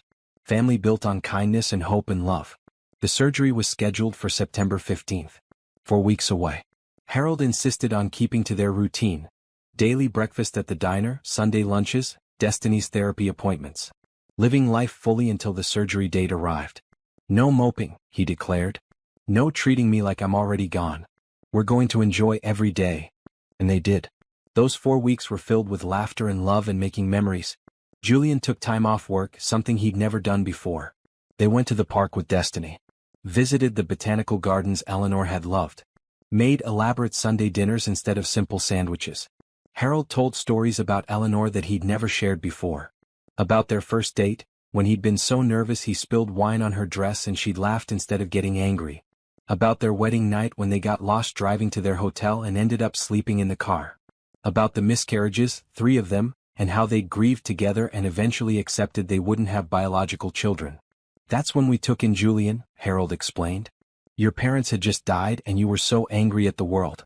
But Eleanor saw through your anger to the pain underneath. She loved you immediately. We both did. Julian wiped his eyes. I never told her thank you enough. For taking me in. For loving me. She knew. Trust me, she knew. On September 14th, the night before surgery, they had one final dinner at Amara's apartment. Destiny had made a card with drawings of Harold at different stages. Harold at the diner, Harold in the park, Harold at Sunday lunch, Harold smiling. This is for when you're in the hospital, Destiny explained. So you remember to come back to us. Harold looked at the card, at this 6-year-old who'd become like a granddaughter to him, and broke down crying. I'll remember, sweetheart. I promise I'll remember. That night, after Destiny went to bed, the 3 adults sat in the small living room and talked about everything and nothing. About hopes and fears. About what Harold wanted if things went wrong. Cremation, ashes scattered in Eleanor's garden, no sad funeral but a party celebrating life. But things won't go wrong, Julian insisted. You're strong. You'll get through this. I hope so. But if I don't, you two have to promise me something. Anything, Amara said. Take care of each other. Julian, Amara is special. If you're smart, you'll figure out how to make a life with her. Amara, Julian is a good man underneath the work a human being. Let him love you. Let him love Destiny. And both of you remember me with joy, not sadness. I lived a good life. I have no regrets. They promised, both crying, holding his hands as the night deepened into early morning. At 5 a.m. they drove to the hospital together. Harold checked in, signed forms, changed into a hospital gown. The surgical team came to prep him, explaining procedures one final time. 6 hours, the surgeon said. We'll update you every 2 hours. Harold hugged Julian, then Amara. See you on the other side. See you soon, they chorused. And then he was wheeled away and all they could do was wait. The waiting room at Riverside General Hospital had uncomfortable chairs and fluorescent lighting that made everyone look sallow. Amara and Julian sat side by side, hands clasped, watching the clock tick forward with agonizing slowness. Mrs. Chin had Destiny for the day. You focus on your friend, she'd insisted. Destiny will be fine with me. The first update came at 7 a.m., 2 hours into surgery. A nurse in blue scrubs appeared. The procedure is going well. He's stable. 2 more hours at least. Julian nodded, unable to speak. Amara squeezed his hand tighter. They tried to pass time. Julian bought terrible coffee from the vending machine. Amara called Mrs. Chen to check on Destiny. They attempted to read magazines but couldn't focus on the words. What if something goes wrong? Julian whispered at one point. Then we deal with it. Together. But nothing will go wrong. Harold is strong. He's 78 with a failing heart. He's stubborn as a mule and has reasons to live. That counts for a lot. The second update came at 9 a.m. Same nurse, same message. Still going well. Getting close to finishing. By 11 a.m., Amara was pacing. Julian had given up on sitting and stood by the window, staring out at the parking lot without seeing anything. Finally, at 11:37 a.m., the surgeon appeared. Still in his surgical cap and scrubs, looking tired but satisfied. The surgery was successful. Julian and Amara both started crying immediately. The surgeon smiled. Mr. Westbrook is a fighter. The device is in place and functioning well. His heart responded better than we hoped. He's being moved to the ICU now. He'll be sedated for the next 12 hours, but barring any complications, I'm optimistic about his recovery. Can we see him? Julian asked. In about an hour, once he's settled in the ICU. 2 visitors at a time, 5 minutes each hour for today. Tomorrow we can be more flexible. They waited another hour that felt like 10. Finally, a nurse led them to the ICU. Harold lay in bed, tubes and wires everywhere, machines beeping steadily. But his chest rose and fell in a regular rhythm, and his face looked peaceful. 5 minutes, the nurse reminded them. Julian approached the bed first, taking Harold's hand carefully. You did it, Grandpa. You made it through. Harold's eyes were closed, but his fingers twitched slightly at Julian's touch. Awareness even in sedation. Amara stood on the other side. Destiny made you a card. We'll bring it tomorrow. She's waiting to see you. They stood there, silent, grateful, until the nurse indicated their time was up. The next 3 days were tense. Harold remained sedated while his body adjusted to the device. When they finally woke him on day 4, he was confused and in pain but alive. Did it work? His voice was raspy from the breathing tube they just removed. It worked perfectly, Julian told him. You're going to be okay. Good.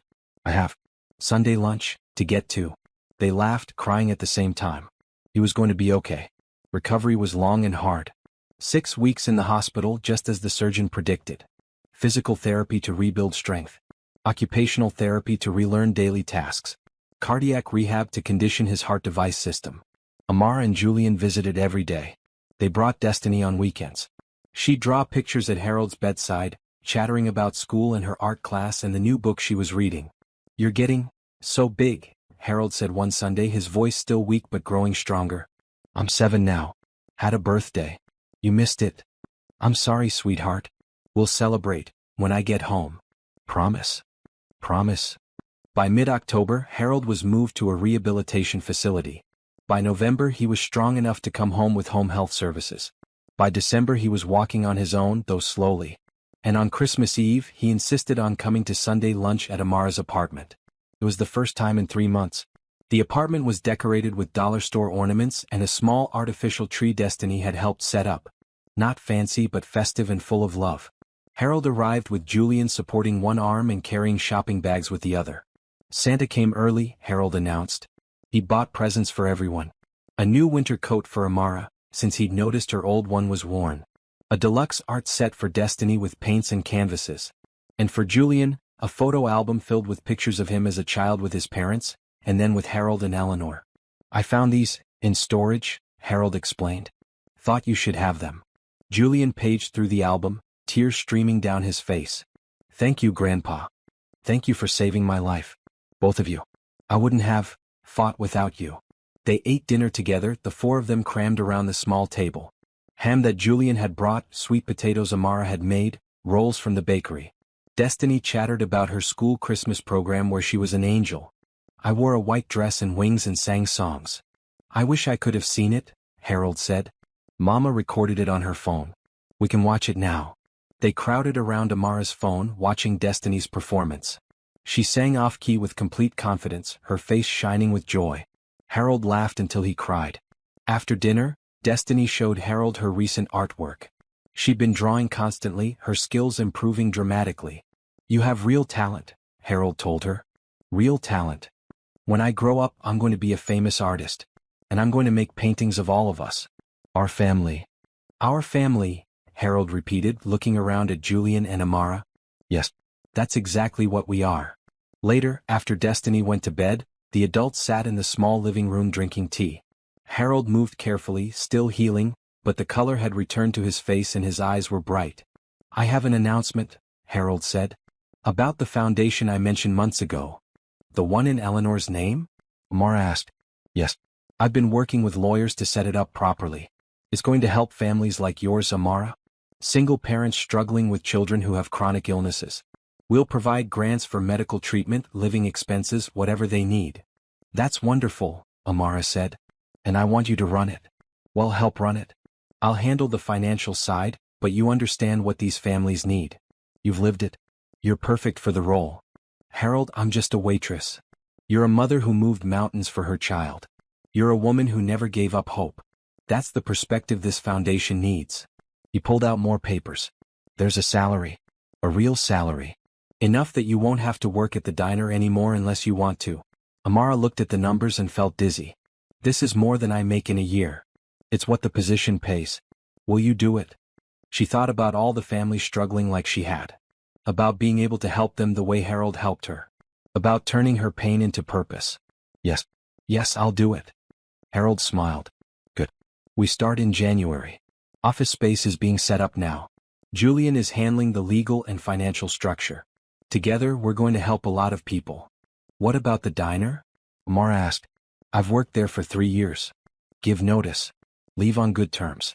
But Amara, this is your chance to do more. To help more people. Take it. She did. 2 weeks later, she gave Mr. Patterson her notice. He was sad to lose her but understanding. You deserve better than waiting tables. Go make a difference. January brought cold weather and new beginnings. The foundation office opened in a renovated building downtown. 3 rooms. One for Harold's financial work, one for Amara's grant management, one for meetings with families. Their first week they had 5 applications. By the end of January 27, word was spreading. Families in crisis reaching out for help. Amara interviewed each family personally. Listened to their stories. Approved grants with Harold's guidance. Watched as medical treatments became possible, as stress eased from parents' faces as hope returned. We're really doing it, she told Harold one afternoon. We're just getting started. By year-end I want to help 50 families. Maybe more. Julian came by the office every few days checking on the financial structures, offering advice. But he also came to see Amara. To bring her lunch. To make her laugh. To remind her to take breaks. Their relationship had deepened slowly over the months. First friendship, then something more. He'd started holding her hand in public. Kissing her goodbye. Looking at her like she was precious. On Valentine's Day he took her to dinner at a nice restaurant. Not fancy, just nice. Cloth napkins and real flowers on the table. I have something to tell you, Julian said over dessert. Amara's stomach fluttered. Okay. I'm in love with you. Have been for months. I know we said slow, but I can't keep pretending this is casual. It's not casual for me. You're everything. Amara felt tears prick her eyes. I love you too. I was scared to say it first. Scared of what? Of losing you. Of Terrence happening again. Of being left. Julian reached across the table and took both her hands. I'm not Terrence. I'm not leaving. Not when things get hard, not ever. You're stuck with me. You and Destiny both, if you'll have me. Destiny adores you. And I adore her. And I adore you. He pulled a small box from his pocket. I know it's fast. I know we've only been together 6 months. But I've never been more sure of anything. Marry me, Amara. Let me be your husband. Let me be Destiny's father. Let me spend the rest of my life proving I'm worth your love. Inside the box was a ring. Not huge and ostentatious but beautiful. A sapphire surrounded by small diamonds, the band platinum. The sapphire matched your eyes, Julian explained. At least that's what the jeweler said. I just thought it was beautiful. Amara was crying openly now. Yes. Yes, I'll marry you. Julian slipped the ring on her finger, then pulled her into a kiss that made the other restaurant patrons applaud. They told Harold the next day at Sunday lunch. He'd regained enough strength to cook, and had made a roast with vegetables. Destiny helped set the table, chattering about her upcoming art show at school. We have news, Julian announced once they were seated. Harold looked up sharply. What kind of news? The good kind. We're getting married. Harold's face broke into the widest smile Amara had ever seen. Finally. I was wondering when you'd ask her. You knew I was going to? Boy, I'm old, not blind. You've been carrying that ring in your pocket for 2 weeks. I saw the box outline. They all laughed. Destiny looked confused. What does married mean? It means Julian is going to be part of our family forever, Amara explained. Would you like that? Destiny considered seriously. Will he keep bringing cookies on Sundays? I promise to bring cookies every Sunday for the rest of my life, Julian said solemnly. Then yes. I like it. They set the wedding for June, 6 months away. Small ceremony, immediate family and close friends only. Mrs. Chun was invited, along with the diner staff, Destiny's doctors, and Harold's lawyer who'd helped set up the foundation. Spring brought warm weather and blooming flowers. Destiny's health remained stable. She'd been off intensive treatment for months, just on maintenance medication and monthly checkups. Harold continued growing stronger. He'd never be fully healthy again, but the device gave him energy and mobility. He came to the office every day, managing the foundation with sharp attention to detail. The foundation helped 38 families in their first 6 months, provided over $200,000 in medical grants, changed lives, built hope. In May they held their first fundraiser. A dinner at a local hotel inviting donors and families they'd helped. Destiny, now 7.5, created the art for the invitation. A garden with flowers of many colors representing different families, all growing together. The fundraiser was successful. They raised enough money to help 20 more families. Local news covered the event. More applications poured in. We're making a difference, Harold said during his speech at the dinner. Eleanor would be so proud. She always believed in helping others. This foundation is her legacy. But it's also Amara's testimony. It's Julian's redemption. It's Destiny's hope. We're all in this together, building something beautiful from our experiences with pain and loss and love. The audience gave a standing ovation. The wedding took place on June 15th in the botanical gardens where Eleanor's ashes had been scattered. Small and intimate just as they'd planned. Destiny was flower girl, wearing a bright maroon dress she'd picked herself, scattering rose petals with theatrical flair. Harold walked Amara down the aisle. He moved slowly using his cane, but his face was radiant with joy and pride. "Eleanor would have loved you," he whispered before handing her to Julian. "You're the daughter we never had." The ceremony was simple. They wrote their own vows. Julian promised to cherish Amara, to be a father to Destiny, to choose love over fear every day. Amara promised to trust him, to build a life together, to believe in their future. When the officiant said, "You may kiss your bride," Julian pulled Amara close and kissed her deeply, and Destiny yelled, "Yay!" And everyone laughed and cried at the same time. The reception was in the gardens, under white tents strung with lights. They ate barbecue and danced on grass. Destiny taught Harold a spinning dance she'd learned in school. Mrs. Chin cried happy tears. The diner staff teased that Amara had moved up in the world. "Moving up would be forgetting where I came from," Amara said. "I remember every moment. Every struggle. Every person who helped. That's what makes this beautiful." As the sun set, painting the sky orange and pink, Amara stood with Julian's arm around her waist, watching Destiny dance with Harold, both of them laughing. "We did it," she said to Julian. "We built something good." "You built it? I just had the sense to join you. We built it together. All of us. Harold's kindness, your willingness to change, Destiny's strength. It all matters." 6 months later, in December, the foundation held its year-end celebration. They'd helped 63 families, provided over $500,000 in grants, changed 63 lives directly and countless more indirectly. Harold stood to give a speech, and Amara noticed he looked tired. But happy. So happy. "A year ago I was dying," he began. "Not just from heart failure but from loneliness and grief. I'd lost my wife. I'd lost my purpose. I was going through the motions of living without actually being alive. Then I walked into a diner and met a waitress who showed me kindness, who listened to my stories, who cared about an old man she had no reason to care about. That kindness saved my life. It gave me a reason to fight, a reason to have heart surgery, a reason to keep going. From that one act of kindness, look what grew. A foundation helping families. A family built on love rather than blood. Hope where there was despair. This is what happens when we choose kindness. When we lead with love. When we believe in each other. Thank you all for being part of this journey." The room erupted in applause. Destiny, sitting on Amara's lap, whispered, "Is Mr. Harold crying happy tears?" "The happiest tears," Amara confirmed. That night, after the celebration, after Destiny was asleep, Amara and Julian sat on their small balcony watching snow fall gently on their neighborhood. They'd bought a bigger apartment, still not fancy but with space for everyone.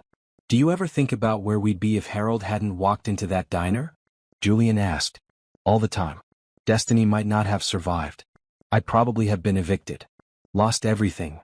And I'd still be working 80 hours a week, calling my grandfather every few weeks, missing what actually matters." One moment of kindness changed everything. It wasn't just one moment though. It was every moment after. Your choice to keep being kind. To accept help when it was offered. To forgive me when I didn't deserve it. To believe in us. Amara leaned against him. Kindness, hope, and love. That's what Harold always said. Let those things lead and everything else falls into place. He was right. They sat in comfortable silence, watching the snow, thinking about the year behind them and the years ahead. About Destiny growing up healthy and strong. About the foundation expanding to help more families. About Harold's continued recovery. About their marriage still new but solid. About how a simple act of kindness had rippled outward, touching so many lives, creating beauty from struggle, hope from despair. And in the morning they would wake up and do it all again. Keep showing kindness. Keep spreading hope. Keep choosing love. Because that was the only way forward. The only way that mattered. Together they were building something beautiful. One kind act at a time. Don't forget what really matters in life. Sometimes it's the smallest acts of kindness that create the biggest changes. Has anyone ever helped you in an unexpected way? Tell us your story in the comments and remember to subscribe for more heartwarming stories like this one.